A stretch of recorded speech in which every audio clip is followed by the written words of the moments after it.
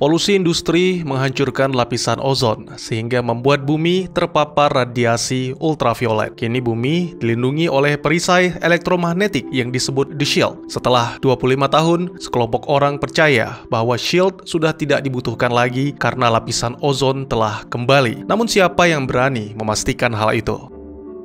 Ya, itulah sepenggal kisah pembuka dari film yang akan saya ceritakan kepada kalian, teman-teman kesayangan. Berjudul Highlander 2: The Quickening, sebuah film fiksi ilmiah yang rilis di tahun 1991. Masih disutradarai oleh Russell Mulcahy dan masih dibintangi oleh dua aktor yang tentu kalian kenali. Ini adalah lanjutan dari film sebelumnya. Buat yang belum menonton, silakan cek link yang ada di deskripsi. Baik, tidak usah berlama-lama lagi. Kalau sudah siapin kopi, kita lanjutkan ceritanya, mari.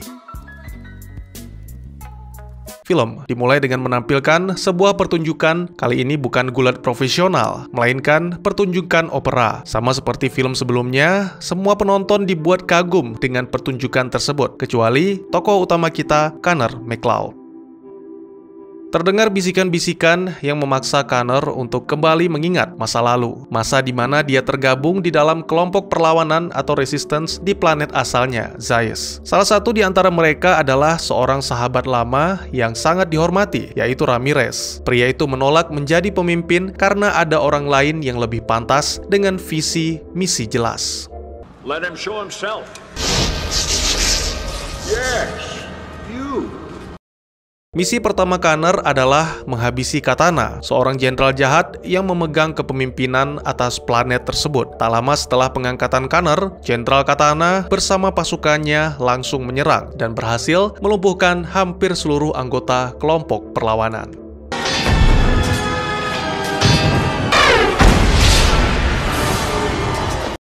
Katana menertawakan resistance yang ternyata pengecut dan sama sekali tak melakukan perlawanan. Tetap saja tak ada ampun bagi pemberontak dan besok semuanya akan dieksekusi oleh jenderal. Sayangnya pendeta tertinggi tidak menyetujui hal itu. Hukuman yang pantas bagi para pemberontak adalah diasingkan ke bumi, dipaksa mengikuti The Game, sebuah permainan yang dilakukan oleh para immortal dengan cara memenggal leher immortal lainnya sampai yang bertahan hanya satu dan dinobatkan menjadi pemenang. Sang pemenang nantinya akan diberikan pilihan menjalani hidup fana atau kembali untuk disucikan dari segala dosa dan kesalahan.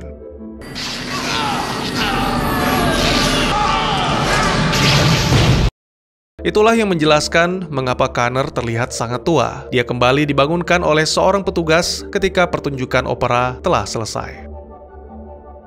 Perisai elektromagnetik dikelola oleh The Shield Corporation atau disingkat TSC. Sejak isu lapisan ozon telah pulih, banyak isu-isu lain yang berkembang tentang perpecahan dan pemberontakan di dalam perusahaan TSC. CEO TSC yaitu Alan Neyman sampai saat ini masih bungkam, sedangkan eksekutif TSC David Blake menyatakan semuanya baik-baik saja. Namun, kenyataan tidak demikian. Terbukti beberapa orang yang tergabung dalam kelompok Cobalt mulai menyelinap untuk mencari tahu data-data tentang atmosfer bumi.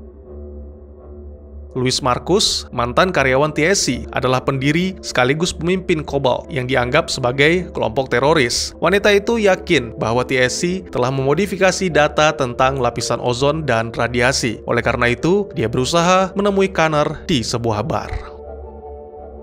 Sayangnya Connor baru saja mengalami kejadian yang tidak menyenangkan, ditambah lagi luka yang dialami sembuh seketika dan sensasi quickening yang tiba-tiba melanda. Ternyata ini akibat dari kedatangan dua immortal, Korda dan Rhino. Mereka berdua dikirim oleh Jenderal Katana untuk menghabisi Connor agar tidak kembali ke planet Zaius.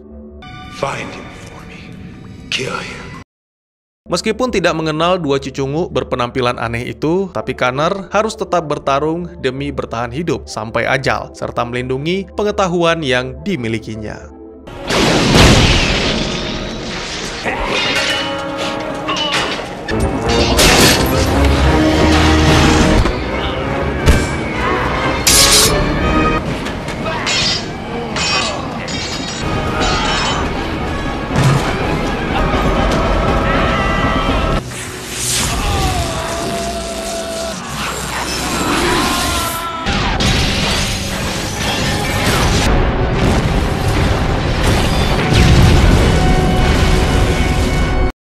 Kekalahan Korda membuat Connor mendapatkan quickening baru, sehingga tubuhnya menjadi muda kembali. Kini giliran Rhino yang maju, pertarungan menjadi lebih seru karena mereka sama-sama menggunakan teknologi canggih dari planet Zeiss. Say goodbye, Highlander! Come on. Setelah berhasil mengalahkan Rhino, Connor kembali mendapatkan kekuatan quickening. Namun kali ini tidak digunakan kepada dirinya sendiri, melainkan untuk memanggil seorang teman lama sekaligus rekan seperjuangan, yaitu Ramirez.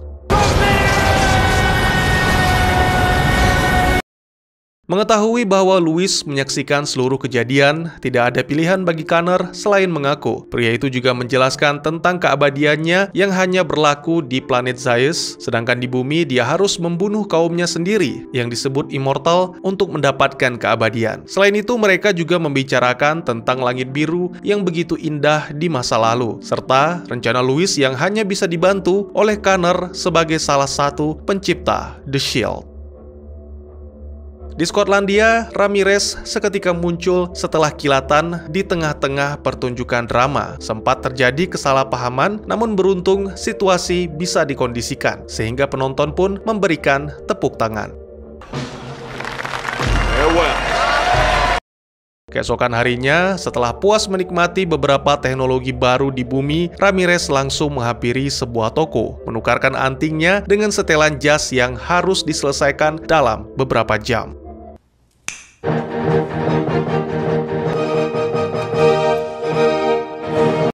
Ternyata tidak hanya jas, tapi Ramirez juga mendapatkan fasilitas minuman dan juga limousin untuk diantarkan ke bandara. Ya, tujuan Ramirez adalah New York, satu-satunya cara tercepat untuk tiba di sana adalah dengan pesawat. Kekalahan Korda dan Rhino telah diketahui oleh Katana. Itu membuat sang jenderal memutuskan untuk menghabisi Connor dengan tangannya sendiri. Katana melakukan lompatan dengan mesin warp sehingga membuatnya tiba di bumi dalam sekejap. Baru saja tiba, jenderal jahat itu langsung membuat kekacauan dengan menghancurkan kereta bawah tanah dan membunuh para penumpangnya.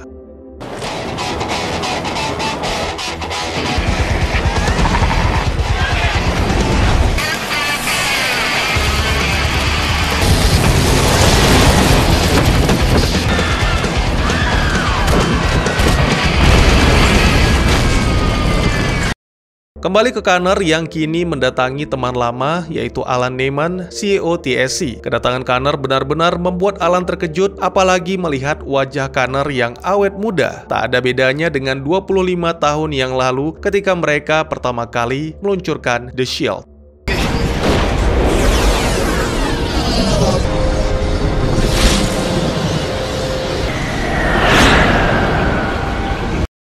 Itu masa-masa yang menakjubkan bagi mereka berdua dan juga seluruh umat manusia. Namun, menurut Alan, ada yang lebih menakjubkan lagi. Alan menceritakan lewat pesan yang diketik pada komputer karena khawatir David Blake memata-matainya. Ya, Ozon telah kembali. Alan memberikan koordinat kepada Connor untuk memeriksanya. Tak lama kemudian, David pun datang menghampiri, mengajak Alan untuk menghadiri sebuah pertemuan, serta meminta Connor pergi dengan sopan dan sedikit sindiran. Di tempat lain, Katana masih bersenang-senang dengan membuat kekacauan, yang mana kali ini dia menyerang seorang supir taksi. Selain itu ditampilkan juga Ramirez yang masih berada di pesawat, menonton sebuah iklan yang tidak bisa di-skip tentang tata cara menyelamatkan diri. Tapi anehnya, di akhir video, semua penumpang mati. Thank you for flying with us and enjoy your flight. Keesokan harinya, Connor mengunjungi makam Brenda dan mengenang masa lalu, di mana kala itu Brenda sedang sekarat akibat terpapar radiasi sebelum menghembuskan nafas terakhirnya. Brenda meminta Connor mencari solusi untuk menyelamatkan dunia dan seluruh makhluk hidup di dalamnya. Connor berhasil menepati janji tersebut, namun saat ini semua itu sudah tidak berarti lagi karena The Shield telah melenceng dari tujuan semula. Sangat mengejutkan, ternyata Katana juga berada di sana sambil secara diam-diam memperhatikan. Connor tidak peduli dengan ocehan dan omong kosong. Yang membuatnya benar-benar marah adalah sang jenderal mengirim Korda dan Rhino sehingga Connor kembali menjadi abadi. Pertarungan tidak bisa dihindari, namun tidak di sini, tidak di Tanah Suci, karena itu melanggar tradisi. Remember the golden rule, Highlander. We must never fight on holy ground. Akhirnya pertarungan terjadi di sebuah gedung tua. Baik Connor dan Katana mengerahkan segala kemampuan dan kekuatan mereka untuk memenangkan the game.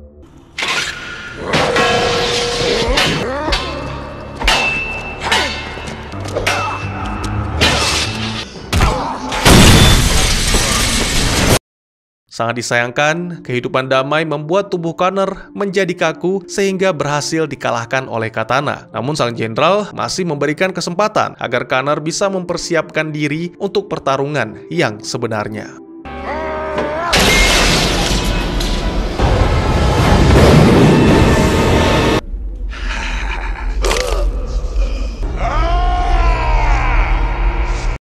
Beberapa waktu kemudian, setelah meluruskan tulang-tulang yang patah, Connor kembali ke rumah. Di sana dia bertemu dengan Louis yang baru saja terbangun. Mereka pun kembali berbincang tentang masa lalu, tentang dua wanita yang pernah mengisi kehidupan Connor. Kini keduanya telah pergi untuk selamanya, memaksa Connor untuk tetap kuat menjalani kehidupan yang sepi. Lalu, tiba-tiba saja...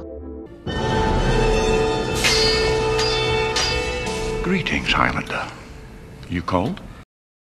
Ternyata serangan datang bukan dari musuh, melainkan dari seorang teman. Keduanya melepas rindu dengan berpedang, sampai akhirnya sang mentor kalah dan nyaris terpenggal. Sungguh, cara bercanda yang sangat menantang. Remember, McCloud? You called me. Sementara itu di gedung TSC, David mendatangi Alan. Dia telah mengetahui semua pengkhianatan Alan, termasuk percakapan rahasia dengan Connor. Oleh karena itu, Alan akan ditangkap dan dipenjara di Max, sebuah penjara milik TSC dengan keamanan tingkat tinggi. Beberapa waktu kemudian, dalam sebuah rapat dengan para direksi, David mengumumkan tentang kondisi Alan dan juga kelompok Cobalt yang kini tidak perlu lagi dianggap sebagai ancaman. Pria itu tidak menyadari bahwa ancaman yang sebenarnya datang sesaat kemudian. Ya, Jenderal Katana datang membawa teror sekaligus tawaran kerjasama yang tidak bisa ditolak oleh David dengan Highlander sebagai targetnya. The Highlander. Right.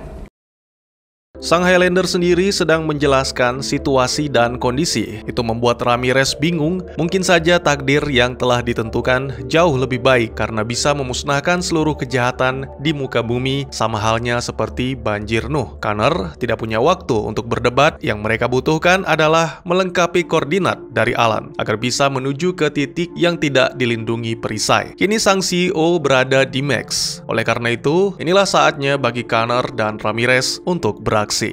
Your time is now.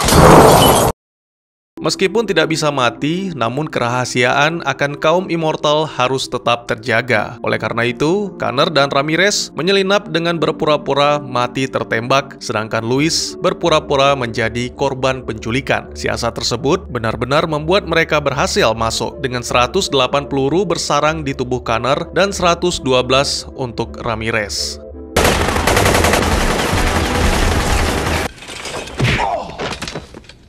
Larry! Setelah berpencar, akhirnya Connor dan Louis menemukan Alan dalam kondisi sekarat. Pria itu memberitahukan koordinat yang belum lengkap, lalu sebelum menghembuskan nafas terakhir, Alan yakinkan oleh Connor bahwa membangun shield bukan sesuatu yang sia-sia. Ternyata, aksi jagoan kita disaksikan oleh David dan juga Katana. David memastikan tim Connor tidak akan lolos dengan menjebak mereka di dalam ruangan dengan baling-baling besar yang terus turun untuk mencincang benda apapun. Akhirnya disinilah Ramirez mengorbankan diri dengan menggunakan seluruh quickening-nya untuk menghancurkan baling-baling. Mungkin mereka akan bertemu lagi, mungkin juga tidak, siapa yang tahu. Namun yang jelas, Connor harus menggabungkan dua quickening untuk menghancurkan The Shield. My time here is over. You must go and search out Katana. Connor dan Louis langsung mencari lokasi sesuai dengan koordinat yang diberikan oleh Alan. Mereka juga langsung melindas Katana yang mencoba menghadang, namun sang jenderal kembali bangkit sehingga terjadilah baku hantam yang cukup menegangkan. Whatever happens, don't stop.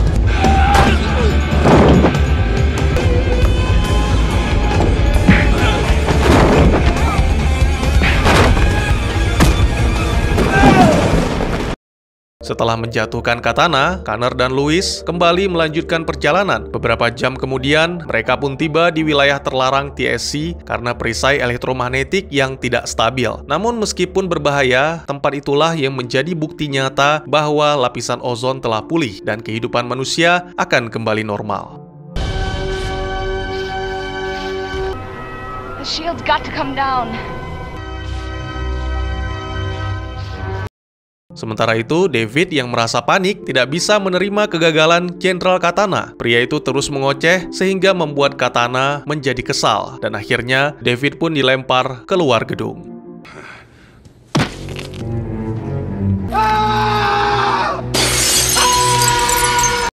Beberapa waktu kemudian, Connor dan Louis telah kembali ke gedung TSC, tepatnya ruang kendali perisai. Ternyata di sana Katana telah menunggu dan inilah pertarungan terakhir dari The Game kedua.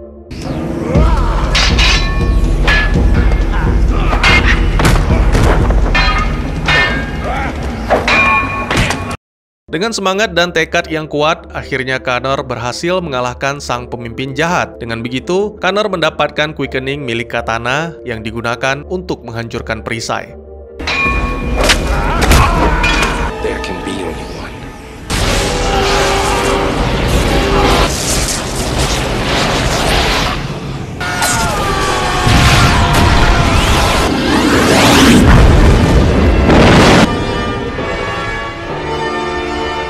Film pun ditutup dengan hancurnya perisai elektromagnetik sehingga semua manusia bisa menikmati langit biru yang indah di siang hari atau gemerlap cahaya bintang pada malam hari. Sebuah pesan penutup dari Ramirez yang diingat oleh Connor bahwa sebagian orang bisa menikmati seluruh kehidupannya dan sebagian lagi tidak. Namun jika kau bisa menyatukan semua manusia, maka suatu tujuan mulia akan tercapai. Dan tamat. Saya yakin banyak yang bingung, kecewa, atau bertanya-tanya, ini film apa sih? Kok aneh begini? Ya karena memang ada beberapa versi cerita yang sudah mengalami perombakan sana-sini. Alasannya saya juga tidak tahu pasti, tapi menurut hasil penelusuran, sutradaranya merasa tidak puas dengan versi teater. Jadi inilah sedikit penjelasannya. Yang pertama adalah versi teater, versi yang saya ceritakan dengan mencomot versi home video, di mana Connor dan Ramirez adalah manusia abadi atau immortal dari planet Zaius. Keduanya tergabung dalam kelompok pemberontakan yang menentang pemimpin jahat, yaitu Jenderal Katana. Mereka pun ditangkap, mendapat hukuman, dibuang ke planet bumi, beserta para immortal lain dan dipaksa bertarung dalam The Game, menghabisi semua immortal demi mendapatkan hadiah, yaitu kembali ke Zaius, atau hidup menjadi manusia fana di planet bumi. Mungkin aturan The Game di sini sedikit agak berlawanan dengan penjelasan saya di film pertama, tapi kembali lagi, ini akibat dari sequel yang tidak terencana. Jika disatukan dengan film pertama, mungkin kejadian di planet Zaius jauh sebelum Connor dan Ramirez tiba di bumi. Connor telah melupakan kejadian tersebut, makanya bisikan-bisikan Ramirez di awal film meminta Connor untuk mengingat kembali. Ending filmnya diceritakan bahwa Connor memutuskan kembali ke planet Zaius dengan membawa serta sang kekasih, yaitu Louis.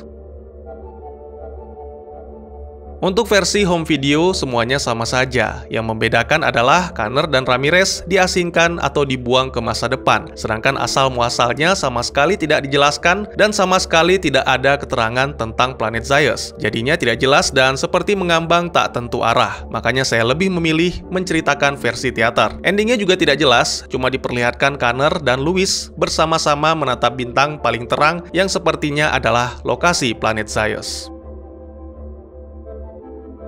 Yang ketiga adalah versi Director's Cut yang diberi nama Renegade. Ini lebih runyam lagi menurut saya. Jadi semua hal yang berbau planet Zaius dihapus dan diganti dengan masa lalu yang sangat jauh. Jadi dikisahkan, para Immortal adalah keturunan manusia bumi yang sangat kuno dan langka. Sama seperti versi home video, hukuman Connor dan Ramirez adalah dibuang ke masa depan, di mana kaum Immortal telah mengalami kejatuhan dan dilupakan. Ini malah jadi makin aneh ya. Maksud saya, jika memang kaum Immortal sudah mengetahui masa depan, harusnya mereka mencari cara agar bisa mempertahankan kaumnya.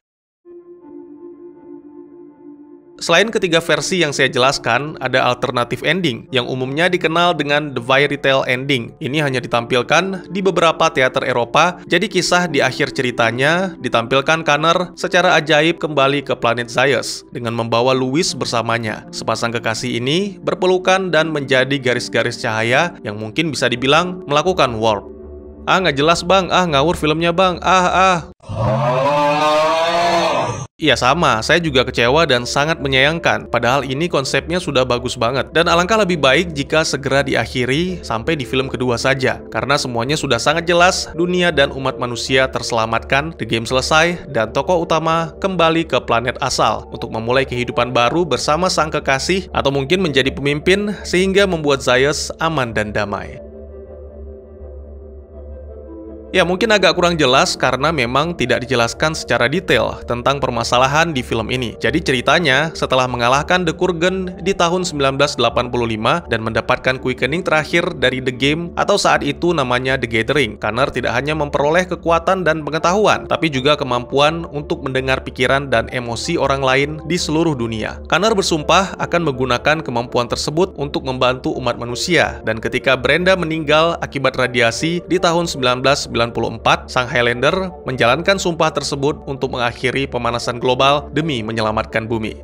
5 tahun kemudian, tepatnya pada tahun 1999, melalui kerjasama dengan para ilmuwan termasuk Dr. Alan Neyman, Connor berhasil memenuhi janjinya untuk menciptakan The Shield. Setelah puluhan tahun berlalu, lapisan ozon telah pulih dengan sendirinya dan perisai tidak lagi dibutuhkan. Namun fakta ini sengaja disembunyikan oleh David Blake demi keuntungan perusahaan karena seluruh negara di dunia bersedia membayar agar wilayah mereka terlindungi. Jadi tujuan awalnya yang untuk melindungi umat manusia telah berubah menjadi bisnis yang hanya menguntungkan perusahaan TSC. Bahkan perusahaan TSC ini menjadi lebih berkuasa daripada pemerintahan dunia. Mereka punya pasukan keamanan sendiri, penjara sendiri, dan lain-lain. Selain itu, kelemahan utama dari The Shield adalah medan elektromagnetik tersebut benar-benar menutupi bumi, sehingga membuat bumi menjadi panas dan lembab, yang mana menurut salah satu penduduk menyebabkan terhambatnya perkembangan teknologi, termasuk aeronautika. Akhirnya, teknologi lama diperbaharui kembali, bukannya menciptakan sesuatu yang baru dan inovatif. Terus hubungannya sama Katana apa bang? Ya nggak ada, Katana hanya memanfaatkan keadaan untuk memancing si Connor bertarung, merebut quickeningnya sekaligus menghalangi Connor kembali ke Zaius. Dari kemarin Tanah Suci mulu, sebenarnya Tanah Suci apaan bang? Jadi sesuai dengan aturan pertama yang saya jelaskan di video sebelumnya, tidak boleh menggelar pertarungan di Tanah Suci. Tanah Suci atau Holy Ground ini adalah tempat atau bangunan yang dianggap suci oleh orang-orang dan budaya apapun. Contohnya seperti tempat ibadah atau makam. Namun dalam serial TV, peraturan utama ini agak melenceng. Dalam episode The Road Not Taken, Immortal Kim Sun menantang Duncan untuk pertarungan latihan. Mungkin saja ini diperbolehkan karena bukan pertarungan yang sebenarnya, yang tidak merenggut nyawa. Dalam film pertama, larangan bertarung di Tanah Suci merupakan tradisi, dan film kedua dikatakan bahwa itu adalah aturan emas yang wajib dipatuhi. Dalam series, Duncan MacLeod berkata, bahkan Immortal paling jahat sekalipun tidak akan menodai Tanah Suci. Terus pernah ada yang melanggar nggak bang? Ada. Aturan ini dilanggar pada tahun 79 Masehi dan menyebabkan kehancuran Pompei. Cukup mengerikan bukan? Tapi ini hanya berlaku untuk sesama Immortal saja. Sedangkan untuk manusia fana atau manusia biasa, aturan ini tidak berlaku. Masih ada beberapa Final Dimension, Endgame, dan The Source. Akan saya ceritakan jika memang kalian tertarik. Mungkin segitu dulu teman-teman, lebih dan kurang saya mohon maaf. Kalau ada pernyataan, pertanyaan, atau requestan, silakan tulis di kolom komentar. Atau bisa DM ke Instagram saya di @teguhgusto. Insya Allah pasti akan saya baca. Mari kita jadikan kolom komentar sebagai sarana penambah wawasan dan menciptakan jalinan persaudaraan, bukannya malah menjadikannya sebagai tempat pembulian sehingga menciptakan permusuhan. Jangan lupa untuk dukung terus channel ini dengan cara share, like, dan subscribe karena dukungan dari kalian sangat berharga bagi saya demi perkembangan channel ini. Saya Gusto, sampai jumpa di video selanjutnya. Tetap semangat, tetap bersyukur setiap hari. Dadah!